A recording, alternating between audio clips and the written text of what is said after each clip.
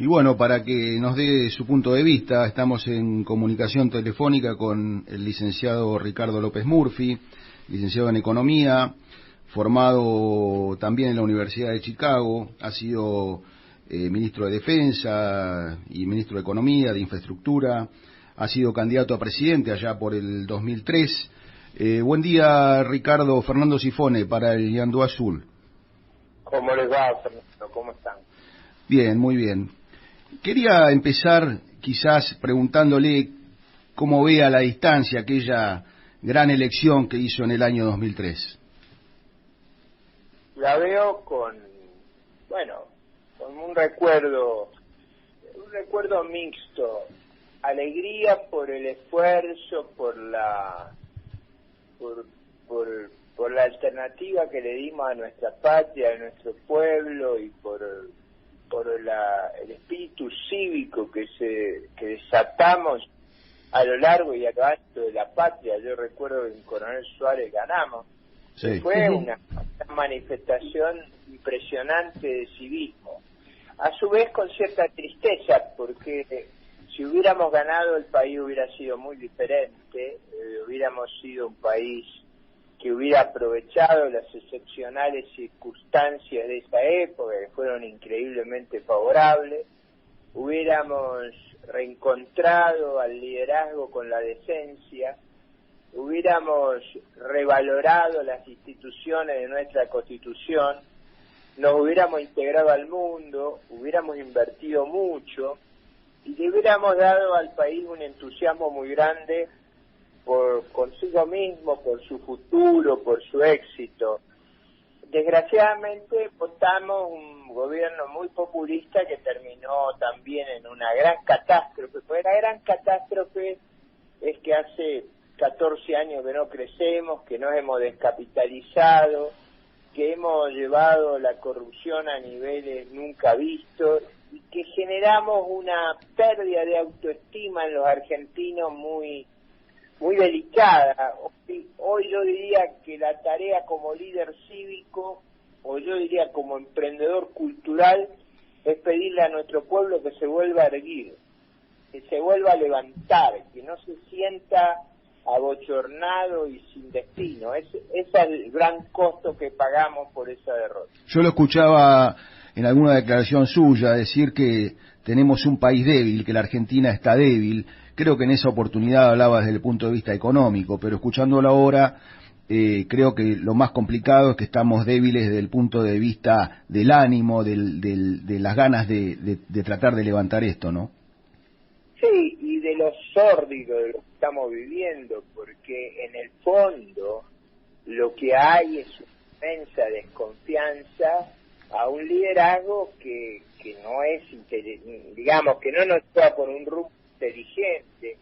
Usted hacía, antes de que yo interviniera, una precisión: el camino sanitario que se ha elegido es equivocado. Ese camino tiene un costo económico inmenso y no va a dar resultados sanitariamente. Los países que hicieron bien las cosas, testearon masivamente, localizaron y siguieron a las personas afectadas, confinaron a ellos, no a toda la población. Cuando usted confina a todos, es porque no puede descubrir quién está enfermo y contagiado, y ese es un remedio que es peor que la enfermedad. Y eso es desgraciadamente lo que estamos haciendo, a un gran costo. Buen día, doctor López Murphy. Mi nombre es María Garros. Muchísimo gusto en saludarlo. Igualmente para mí. Mire, hablando de liderazgo, ¿qué opina usted de este nuevo orden mundial que aparentemente nos quiere llevar nuestro presidente de la mano de López Obrador y con, no sé, diría dos ángeles de la guardia que tiene, que dice que son Chávez y Kirchner? Según él, es un mundo sin capitalismo porque ha fracasado. Digamos, primero, no serían los referentes que yo le sugeriría a nadie. Probablemente en ningún país un experimento social y económico terminó en una catástrofe tan grande como Venezuela. Yo no sé cómo no se les cae la cara de vergüenza hablando de eso. Lo de Venezuela ha sido, en el país más rico de América Latina, la catástrofe más grande. Y esa catástrofe fue producto de un psicópata, de un accionar patológico, de un hombre que, digamos, cuando gritaba expropiese los pequeños negocios, era como una brujería para entregarle a los dioses del odio y de la envidia prendas, cautivos. Era una cosa muy loca que terminó en una caída del nivel de vida de los venezolanos de 80%. O sea, esta sola referencia produce, en mi opinión, una descalificación, porque querer llevar a alguien al mal que esa gente ha producido me parece inconcebible. Creo yo que el país está muy afectado, muy enfermo, porque simpatizar con el fracaso y con el desastre es difícil que no tenga una característica psicológica esquizofrénica, ¿no? Doctor López Murphy, un gusto. Diego Gajan le habla. ¿Cómo le va? Muy bien. Muy bien, Diego. ¿Usted cree que los argentinos no queremos realmente, un poco por los resultados de las últimas elecciones, o parte de los argentinos, hacer el esfuerzo para salir adelante, sino que queremos por ahí el camino fácil, el echarle la culpa al vecino o a lo que nos pase o a lo que se nos cruce? Yo recuerdo usted cuando tuvo un cargo que había propuesto, recuérdeme si la memoria no me falla, rebajar las jubilaciones, y de ahí en más a usted por poco lo catalogaron como la persona endiablada, ¿no? Cuando vemos ahora cómo con los jubilados están haciendo lo que quieren, las personas que el año pasado decían y se largaban a llorar frente a las cámaras defendiendo a los jubilados, hoy no aparecen. Entonces, ¿usted cree que los argentinos realmente no queremos siempre el camino fácil? A ver, vamos varias cosas. Primero, usted sabe que yo nunca propuse afectar a los jubilados, ni es verdad lo de las rebajas. Bien. Yo lo invito a ver en YouTube, sí, o en el blog, o en el canal de López Murphy, que de parte se lo quiero a todos. ¿Cómo no? Mirando el canal de López Murphy, porque el canal del Bulldog, porque tiene ahí el famoso discurso. En ese discurso no se cortaban los sueldos ni las jubilaciones. Lo que se cortaba dramáticamente eran los gastos de la política. Bien, claro. Y eso, obviamente, los subsidios y los gastos de la política cortados drásticamente produjeron en todo este liderazgo, el liderazgo político del país, digamos, me odiaba, es verdad. Sí, la casta política se la puso en contra y lo llevaron para el lado de que quería recortar a los jubilados. Claro, exactamente. Pero tú sabes que ahora hay un problema para ello, que es que el discurso está en YouTube. Usted puede entrar, claro, y lo escucha. Cuando usted lo escucha, ve que eso que me han adjudicado no está. O sea, usted resiste un archivo. Nadie resiste un archivo, usted lo resiste. Claro, por eso en el canal de López Murphy, el canal del Bulldog, están las intervenciones de 20 años, hay como 400 videos. Puse todo, porque si algo sí, tengo de ventaja, es que he sido muy coherente y consistente. Sí, sí. Y eso, a esta altura de la vida, yo espero que la conducta y la resiedumbre ética termine siendo una referencia para los argentinos. Creo que el voto último estuvo muy influido por el fracaso del gobierno anterior. Yo no creo que se los votó a favor. Creo que mucha de esta gente recibió un voto por rechazo al fracaso del gobierno anterior, que fue básicamente la razón de por qué esta gente volvió. Acá la verdadera autocrítica es también reconocer el fracaso anterior. Y creo que la clave de nuestro futuro está en entender el mal rumbo que llevamos ahora, pero también el fracaso anterior, para generar una alternativa que sirva de refresco a la sociedad argentina, que le dé esperanza, porque en verdad la Argentina ordenada, prolija, trabajadora, tiene una salida muy rápida, porque usted fíjese, nosotros no tenemos conflictos raciales, religiosos, limítrofes, atómicos, misilísticos. Nosotros prácticamente no tenemos grandes problemas, salvo la élite política, cultural, empresarial, que ha sido muy desafortunada en su liderazgo. Y probablemente haya contagiado a nuestra sociedad una mala cultura, una cultura de creer que se puede vivir de los otros.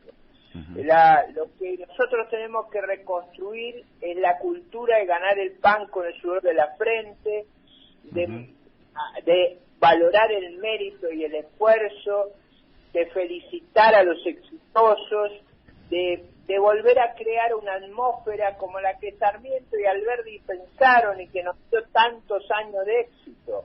No se olvide que Argentina es un país de inmigrantes. Los inmigrantes vinieron porque éramos muy exitosos.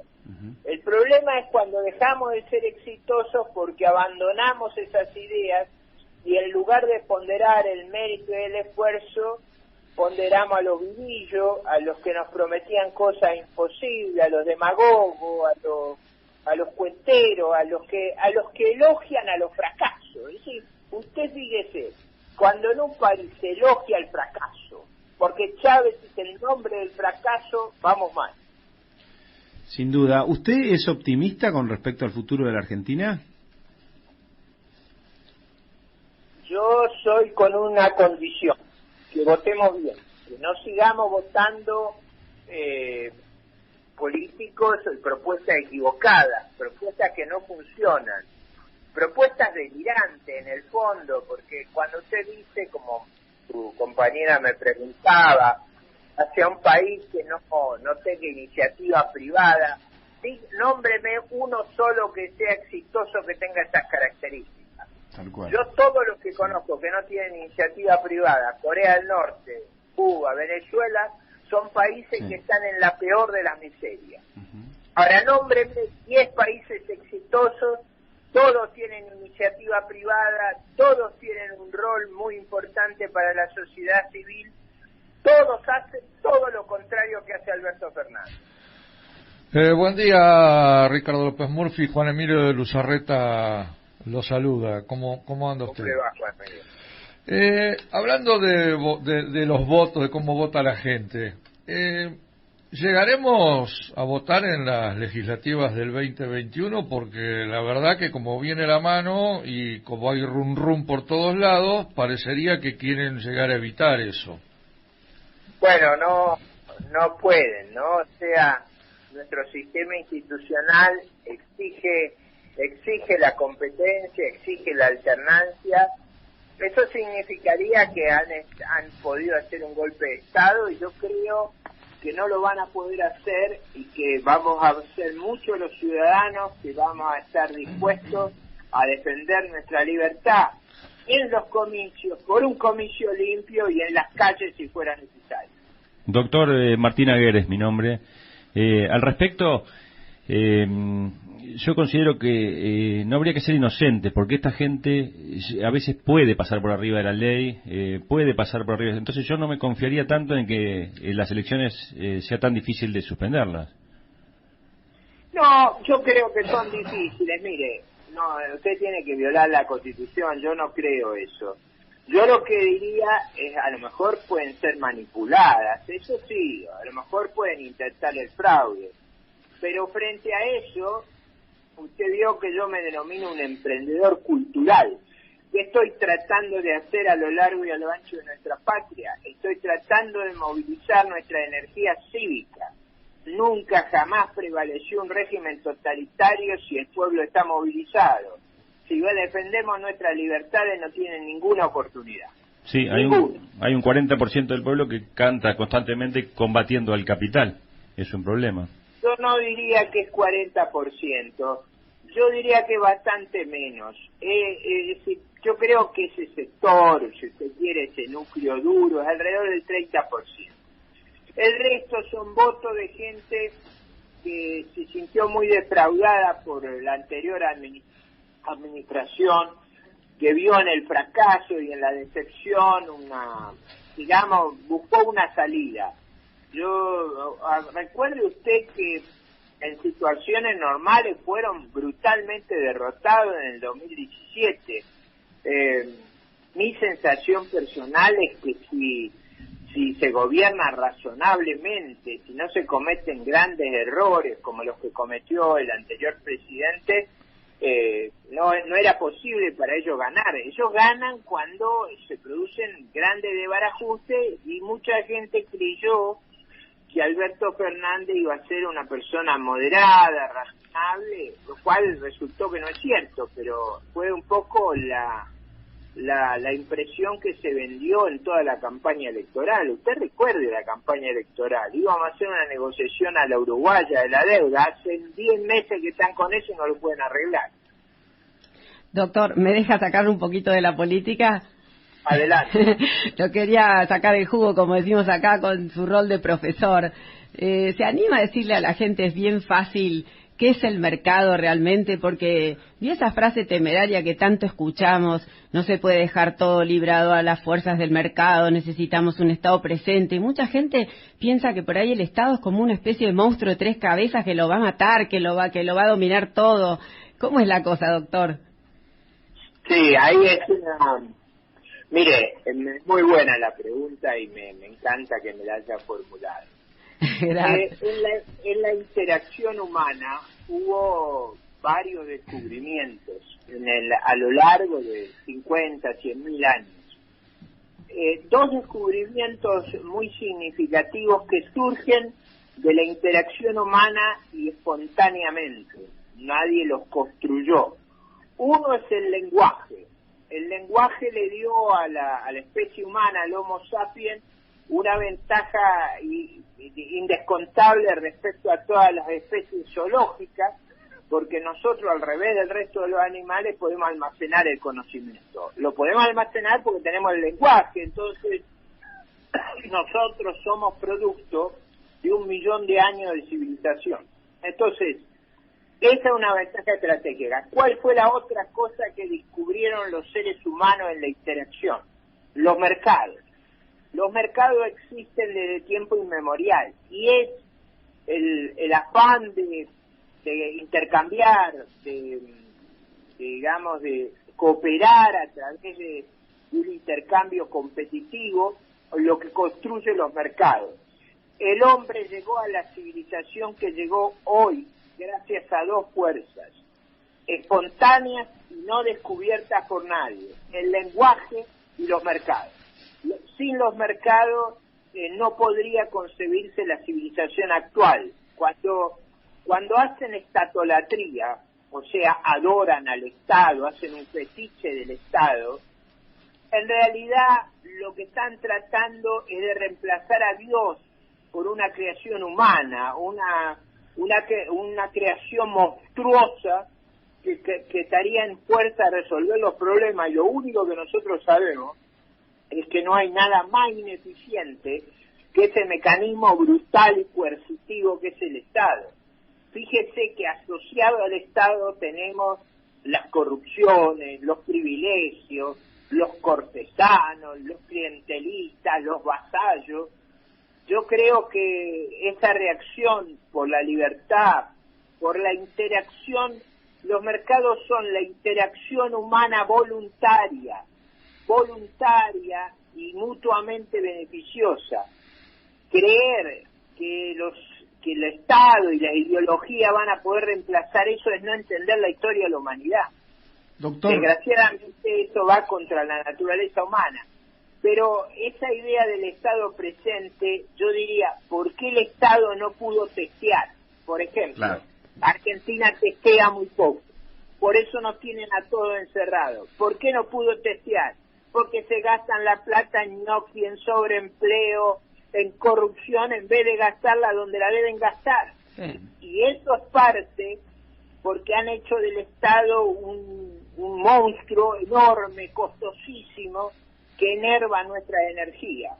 Creo que esa estatolatría, eso de adorar al Estado, de darle un rol religioso, de creer que está presente, vio como es una cosa religiosa. Sí. Está en todo lado, nos va a salvar de todo.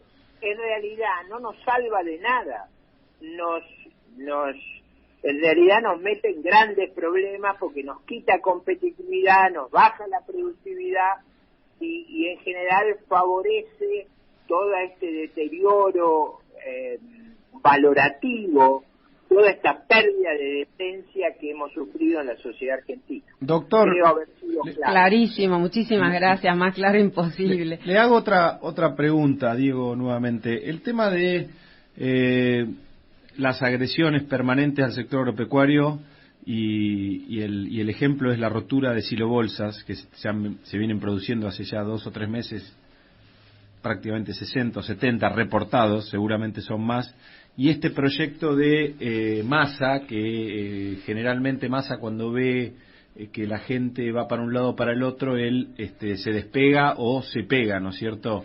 Me gustaría una reflexión suya con el tema del vandalismo, de dónde cree que sale ese vandalismo permanente de romper hoy silobolsas, y lo de este proyecto de Massa, si es casual o no es casual a su criterio, ¿no? A ver, lo de silobolsa fue un descubrimiento excepcional del ingenio argentino que permitió resolver, cuando yo era joven, había que hacer unas plantas de almacenaje que eran carísimas, y los silobolsas fueron una innovación extraordinaria que evitó la concentración de las cosechas en los puertos y los problemas logísticos, y permitió almacenar sin grandes costos. Es como si yo, hacer daño a esto, es como si yo dañara la electricidad y las capacidades productivas del país. Digamos, estamos dañando a nuestro sector más eficiente, más competitivo, al sector de más alta tecnología de Argentina, porque mucha gente ignora que hoy nuestra agricultura, nuestra ganadería, son excepcionalmente tecnológicas. Cuando yo era joven, las cosechas, esto te revela también mi edad, cuando yo era joven, las cosechas eran de 18 millones de toneladas. Hoy podríamos tener en un entorno de política favorable 150 millones, tendremos 130, 135. Es decir, había habido un cambio tecnológico inmenso. Afectar, vandalizar el cordón umbilical del nivel de vida de los argentinos es criminal. Ahora, ¿a qué se debe eso? Se debe a esa permanente profecía del odio. Es decir, usted convierte a los pilares de nuestro nivel de vida, de nuestra riqueza, en un objeto de odio. Es que hace como hablábamos del Estado, usted los convierte, los vuelve endiablados, cuando en realidad son el factor vital de nuestra subsistencia. Doctor, ahora, perdón, disculpe. Massa es peor, porque Massa forma parte de la coalición de gobierno. Claro. Y sabe bien quién ha alentado a estos actos absolutamente irracionales. En vez de hablar, tienen que actuar. Y tienen que actuar contra las personas que están identificadas, que llaman permanentemente al delito, a la agresión y a la descalificación. En lugar de hacerle un monumento a nuestros productores, que es lo que corresponde, ellos lo llaman a agredir, a descalificar. Acuérdese lo del suyo. No entienden nada, por Dios, no entienden nada. ¿Qué suyo ni suyo? Este es uno de los procesos tecnológicos más sofisticados del mundo. Si lo entendieran, si vieran por qué nuestras cosechas se han multiplicado por 7, entenderían que a pesar de los inmensos errores de ellos tenemos un razonable nivel de vida, porque toda nuestra cadena agroindustrial es la más competitiva del mundo, porque tienen, además de todo, que soportar un peso tributario escandaloso, mientras los agricultores del resto del mundo reciben los subsidios de su tesorería, y acá recibimos la inmensa mochila del gobierno y sus paniaguados. Con respecto a esto, doctor, disculpe mi interrupción hoy, que ya que estaba en el tema. ¿Cuál es su política personal con respecto al tema de las retenciones agropecuarias? O sea, ¿cuán flexible es usted? ¿No las aplicaría nunca o sí bajo algunas circunstancias? A ver, miren, A ver, yo he hecho estos últimos meses, cuando me preguntaban qué política sanitaria usted seguiría, yo hago la reflexión que siempre hay que tratar de mirar los casos que funcionan. Yo miro, por ejemplo, allí, obviamente Taiwán, Corea, Hong Kong, pero cerca nuestro Uruguay lo ha hecho muy bien. Y yo creo que siempre hay que mirar los buenos casos. Las tierras uruguayas son menos feraces que las nuestras y sin embargo atraen a nuestros mejores agricultores, lo mismo que Paraguay, lo mismo que Brasil. Nosotros no tenemos que hacer cosas diferentes que nuestros vecinos. Ninguno de nuestros vecinos castiga la productividad, castiga el éxito, castiga el mejor paquete tecnológico. Usted sabe, porque es una cuestión de sentido común, que un impuesto a la producción bruta, como son las retenciones, hace mucho daño. Es decir, hace daño al paquete tecnológico, hace daño a la sostenibilidad de la agricultura, hace daño a retroceder a prácticas anacrónicas. Hay que mirar lo que hacen nuestros vecinos o los países que se parecen a nosotros. Usted ve que se utiliza ese instrumento en Australia, Nueva Zelanda, Canadá, Estados Unidos, Paraguay, Uruguay o Brasil, o es un descubrimiento de esta gente. Y yo diría, lo razonable de pensar es que nosotros tenemos que encauzarnos hacia reglas de juego, hacia sistemas impositivos parecidos a los del resto del mundo. Eso es lo que tenemos que hacer. Esta cosa de poner enormes impuestos a las exportaciones es un invento nuestro que hace mucho daño. Doctor, ha sido más que claro. Estamos muy agradecidos por esta comunicación que nos ha regalado en esta mañana. Queríamos agradecerle y, bueno, como devolución decirle que los próximos meses nos van a encontrar movilizados para así asegurarnos nuestra merecida continuidad democrática. Le mando un abrazo grande. Eso es mi expectativa y espero haber cumplido el rol de electrizarlos para que lo hagan en defensa propia, no por otro, en defensa propia. Aseguremos las libertades y vamos a asegurar la prosperidad. Y piense que todos esos países que le mencioné, Uruguay, Nueva Zelanda, Canadá, tienen sociedades que son más integradas y más igualitarias que nosotros. Así que no es verdad que esos impuestos lo que hacen es generar igualdad. Esos impuestos brutales a la producción lo que hacen es atrasarnos y volvernos anacrónicos. Muchas gracias, movilícense, presten atención. La libertad es como la salud, se valora cuando se pierde. Valorémosla antes de perderla. Muy amable, gracias. Muchas gracias.